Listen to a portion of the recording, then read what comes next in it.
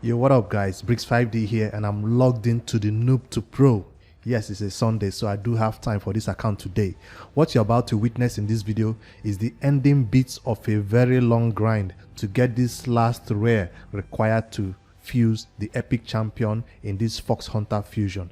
Yes, the Noob to Pro did not go for this fusion at all. I wasn't interested, but just by playing the game normally, we managed to pick up 3 of the rare champions required to fuse the epic champion, and this is the last one. If you watched our shard pool video, our shards, 3 or 4 shards we pulled got us about 1,000 points in this champion chase tournament, and it left us with about 1,200 extra points to make. So currently you see me at 1,871 is because I've been grinding hard. I wanted to reach this rare without pulling shards. Was the epic even worth it? We were not interested, but when I saw the 3 rares that were already waiting there, I was like, should I pull shards for this last rare champion? It would mean we pulling these ancient shards. It would take us about 20 ancient shards to get that rare champion, but instead I did the smart thing.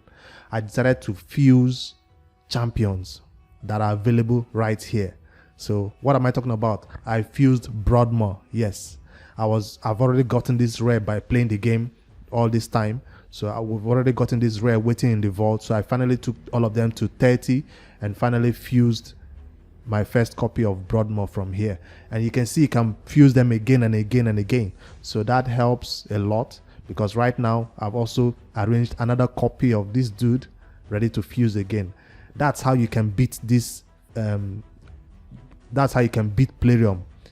Don't make them force you to use your shards all the time. Sometimes for champion chase event, you can actually fuse these epics again and again and again, because these uncommons are easy to get. So you can fuse the rares, fuse the epics, and get duplicate copies of Relic Keeper, of Broadmaw, maybe 4 copies just to complete a champion chase event. If you're prepared ahead of time, you will not be caught off guard. So I did have all these rares already in the vault. That's why I was able to fuse Broadmaw. So prepare so you don't get caught off guard. So right now I'm going to fuse one more copy. You can see we're at 1,800 points or so. We're trying to reach 2,000. You see how we intend to get to that 2,000 points. A lot of people are saying the epic champion is good. We'll take a pause and maybe review his skills again and remind us if all this work I put in this Noob to Pro is even worth us getting that rare champion. So that's 50 points in the bag again. I did not prepare for this one, so we'll skip that one and go to Relic Keeper. I've also farmed copies of War Maiden. I already have a copy of this lady here. I didn't select War Maiden, and then I had to farm for this one. I didn't have this champion. I went to Palace of Arabia and I spent about 1,000 energy just to get this champion in brutal stage of Palace of Arabia. While I was there, I was also taking time to level up all these other champions. I was just not there farming food.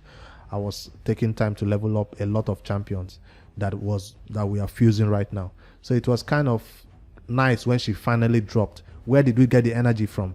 You can see we are at 930 gems. Originally I was about 1,200 gems. So we have spent a little bit over 200 gems just for all these fusions you're seeing me do right now, because it's not possible to do all those farming with just free to play energy. Although we did get some energy from the clan quest. Yes, the clan quest gave energy this week, so I did spend all my clan quest or my clan gold on energy. I didn't spend it on the banners like we normally do. So let's fuse this dude. It cost a lot, 200, and I still have one more to fuse though. One more to fuse.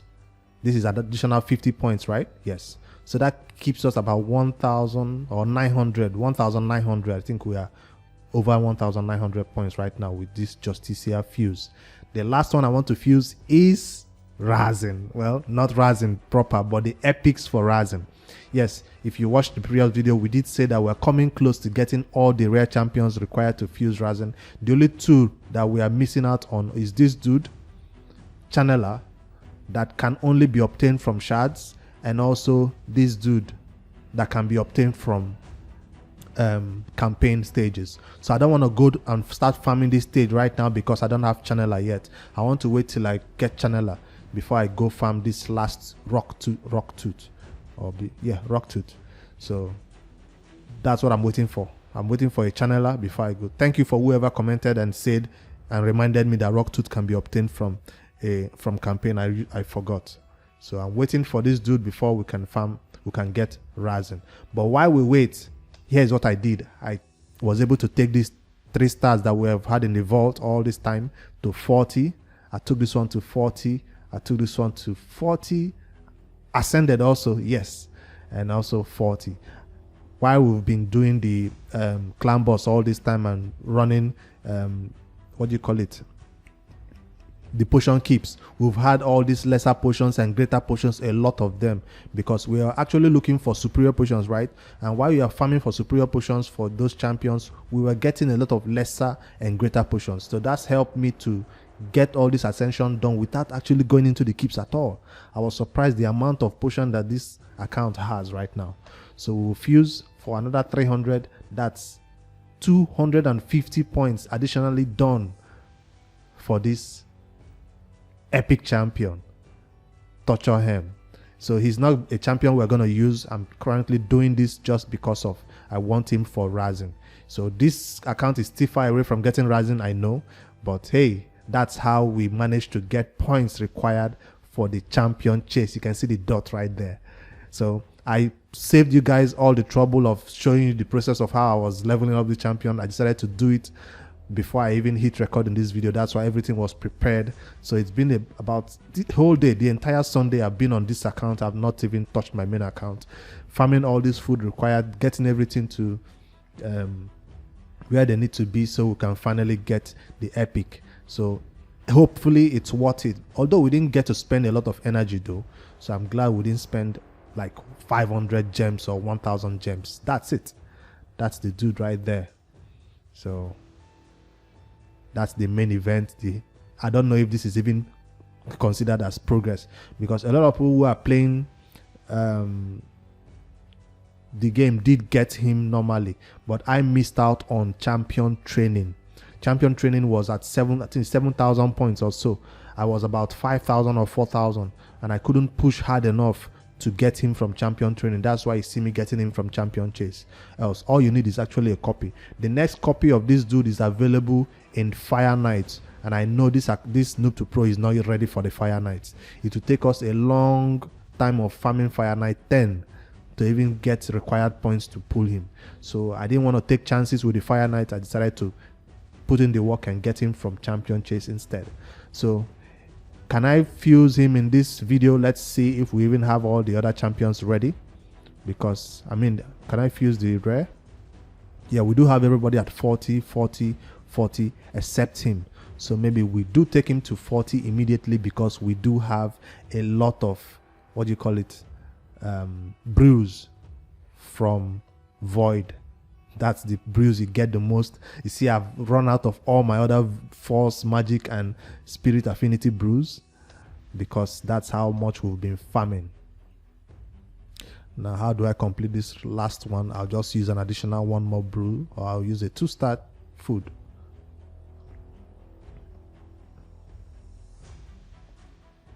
I wouldn't recommend this, but hey, we are crunched for time. I usually use 1-star food over there, but we're trying to do it fast just for the video. I need 3-star food. 3-star. Which other 3-star will I crunch? Veteran. Do I crunch veteran? Yes. I don't need him for now. Maybe I'll get another copy later. I wanted to save him for faction wars. That's why I kept him all this time. But hey, let's go. Maxed. Now for the ascension, hopefully since I've used a lot of a lot of potions for my other ascensions, for the ones we've used, hopefully we have enough to ascend these epic champions that is required for the fusion. Or be these rare champions that is required for the fusion. Let's go. That's one done. Next one is Spy Master. We do have enough of the small potions, over 241. Yes, also have enough of these big greater potions also. That's the one I was worried about. And my arcane is also over 200, so we're not worried, we have enough. The next one is this dude, True Gore. We do have enough magic, smaller potions, be lesser potions. A lot of people will have problems completing this fusion because of they didn't farm enough potions, but I did. Even on my main account, I already have enough potions to even make superior potions because I'm going for the main legendary champion on this. So hopefully you guys were able to get the epic without much stress. I kind of slept on the fusion, that's why you see me struggle so hard to get it today.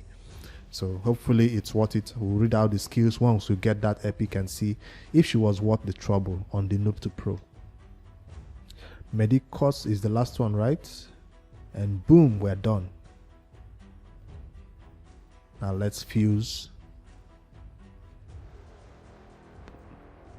the epic champion. Filja is the name of the epic champion, now I remember. And fuse 300. We have enough silver. Wow. We did it. Noob to pro got a new epic champion. Filja as part of the Fox Hunter fusion, but we're not going for the fusion. So on an A1, she decreases the target's max HP by 10% of the damage inflicted. So we're going to use her for the Scarab boss. She cannot decrease it more than 50% though. On her A2, she has a 75% chance of fully depleting the target storm meter. Now this will be awesome. It's not an AoE skill, unfortunately. It's just a one target. So we are thinking this might be useful for Spider. It's on a 4-turn cooldown, so not that great, I guess. I'm thinking of Rising, who does it on an AoE basis, but that's a legendary champion. So that's a useful skill, I guess. Storm meter control for Spider, but it's a very long cooldown. I don't know how useful it will be where we can use this. Fully depleting target storm meter. She has a 2-hitter A1. That means she might be useful for Fire Knight. She also decreased. This one is a very long cooldown that to use for Fire Knight. I'm trying to look where to use her. I can't see it yet from these two skills. On the A3, attacks all enemies, fills this champion storm meter by 15% and heals them by 15% also of the damage inflicted if this attack is critical. So she needs crit rate. She fills her storm meter by 15% and heals herself by 15% of the damage she inflicts. Storm meter fill. I still don't see it being awesome though. I've read it twice. It still doesn't look like it's an awesome skill. Storm meter fill for herself is okay, but she should have been able to do it for like the entire team. Then it would be awesome. And let's see the passive. If this champion has 2 or fewer buffs at the start of the turn, place 50% increase attack buff. And okay, so she's like a damage dealer. So she is actually a damage dealer. She's supposed to be built with damage. So she will have 2 fewer buffs at the start of each turn. We know that. So she will place increased attack and 30% increased crit damage on herself. So that's an awesome ability. When she does this one, it will hit hard. When she does this one, it will hit hard. And when she does the AoE, I guess she will always start with the AoE if there are lots of waves. So this is a nice passive that has no cooldown. So I think because of this one, she's worth going for. So her damage is based on attack, of course, yes. Attack. So everything hits. This champion is meant to be a damage dealer, and she has a little bit of heal and storm meter feel on herself. So yes, Filja, I think, is worth it for the noob to pro. Compared to other epics we've been getting on the account, this is actually a good epic for the account. Even if we don't use her right now for every content, we might need to, because what I'll tell you about this account is, if you're not been watching the series or you're not updated, Kale is still the only damage dealer we have on the account. Kale is still the only damage dealer we have on the account. If you check the roster, check it out. So this account is over, is it 90, day 90 or so now? I'll check, or it's even in the title. But imagine having Kale as the only damage dealer on the account. You say, what about Venomage? Venomage is the newest champion we got from our shard pool video over the this weekend. So if you missed that video, I'll card it above. Check that out, where we pulled Venomage from 4 sacred shards on the account. So Venomage is also a damage dealer, yes. Simple is a damage dealer, yes, but we're not building him yet because it requires a lot of books to be useful for the account. So Kale is still our only main damage, and we need a different nuker for the arena. Maybe we don't, but Kale gets the job done. Most times people survive. So what I'm saying is, having this champion might mean she becomes also a damage dealer like Kale because of that AoE that she has. All right, you guys let me know where you're going to be using her. I'll also take a look how other people are building her before I decide how to use her on the Noob to Pro. But she's going to be used because of that ability to place increased crit rate and increased crit damage at the start of each turn before she takes a turn. So that means we can build her with 70% crit rate, right? Yep. And even more crit damage for us when she nukes. So that's an awesome one. So yes, Filja was worth it. So that's what I wanted to show you guys in this video. Before we go though, let me show you what the Noob to Pro is up to. I know for about a week we didn't post because there's a fusion going on. I can't play on my main account all day and still have content for the Noob to Pro. I just get on the Noob to Pro, do the clan boss, do the dailies, do the advanced quests, spend all the arena keys, and then I move back to my main account and continue the fusion activities because Dragon is going on, champion training is going on, a lot is going on for that fusion that I needed to complete. And I was also building a new team on that account, on my main account also. So once the fusion is done, Fox Hunter fusion is done, we'll come back straight to the Noob to Pro and start progressing it again. But for the meantime, the Noob to Pro has been farming. Let me show you our latest development that we got from the Noob to Pro. It's a helmet that gave me, I don't know if I've shown it in the previous video, 18 speed. We got some upgrades for high cartoon because that's one thing we always look forward to. The whole purpose of this series was to get to Arbiter missions completed and get the Arbiter. So we got sidetracked because we couldn't push the arena forward. But check out our high cartoon is currently 268. I don't know if that's not the speed we were on before. That's an upgrade for about 10. And I got some other speed gear which I did put on, what's his name? Seeker. So this is one of them. No, that's not one. This is one of them. And I did get some other ones that have not yet leveled up. So the Noob to Pro has been farming. That's what we've been up to. You can see the red dots everywhere, right? So we've been actually, well, this is from campaign, but a lot of them we've been farming from Dragon 17. So I promised you guys an update that Dragon will be pushed forward. So right now you have the roster in front of you. I'd like your opinion on how best to push Dragon 18, 19, and finally 20. We did get excited about Farrakhan the Fat. We took him to 60 immediately. We got really excited about getting Muslim Mage, who took this champion to 60 immediately. Yes, the Noob to Pro has been farming and taking champions to 60 even while you didn't see it. So the next champion I'm taking to 60 is Venomage. So yes, we've been farming. As you can see, I don't have gears on them right now. Why? Because I have been farming and leveling up gear. And you can see me sitting at a huge 10 million silver. That's what happened when you farm and sell all your gear. Farm and sell all your gear. Like if I go to my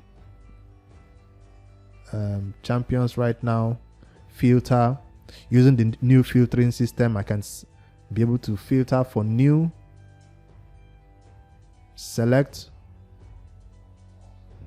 shield. Well, I'll select all the shield and mark all, sell. And that's how we've been getting silver, because I've been spending it on campaign and selling everything that I get. So that's what the Noob to Pro has been up to. Leveling up artifacts, leveling up champions, taking a lot of all the artifacts to 4 and 8, because remember, for you to use the L8 2 properly, all your artifacts needs to be 4 and 8. You can see 4, 4, 4, 12, 8, 8. So all the good artifacts have actually taken them to a level where we can search them on Raid Optimizer, which is level 4 at least. And even if you check down to Lifesteal, which is the artifact that we use the most on the Noob to Pro, you can see everything is 4 and 8, 4 and 8, 4 and 8. So yes, the Noob to Pro is ready to build those 3 champions: Muslimage, Farrakhan the Fat, and finally Venomage. So I'll not do that in this video. I wanted for the fusion to end, so we have a rest time to concentrate on the Noob to Pro and start pushing it forward to where it needs to be again. All right, so is there any other thing I need to update you guys? I'm glad I didn't need to spend my rare shards, my ancient shards, to get this epic champion for the fusion. I'm glad we can still save this until the next 2x ancient events that is coming up. We have 4 voids waiting there for us. And what else do I need to show you guys? Great Hall, yes. Last CVC, we didn't get to spend our silver, so currently we are sitting at about 1,000 silver medals racked up during this arena, because I do spend the keys. I do log in and spend the keys. I don't let them expire. You can see me tanking at silver 3, but when I log in, I go back to silver 4. I leave my weak team there, so I always drop to silver 3, so I can spend the silver, the what do you call it, the arena tokens fast enough. No matter how many we have, 2 arena tokens, 3 arena tokens, I spend them all quickly because I see easy teams to beat. That's how we racked up this amount. So I'm not ready to spend it yet. We'll wait for CVC before we spend it, either on defense or on crit damage. We've not decided yet. Crit damage will benefit us for arena. Defense will benefit us for dungeon and clan boss content. So I'm yet to decide. So I've shown you the roster. Let me know what dragon team you liked us to run. I'll show you an example of what we already run, so you have an idea of how the dragon goes, because remember, we are trying to beat higher stages now. We need to be smart about it. You can see me pushing manually to all these ones. So for dragon 17, currently this is the team that I run: high cartoon lead, 1 maiden, decrease defense, a provoke champion, and my nuka. So one what's her name now? How can I forget my favorite? Frozen Banshee is my favorite champion, my favorite poisoner. So she is the MVP, because once we get to the boss, she does all the work. She gets it done.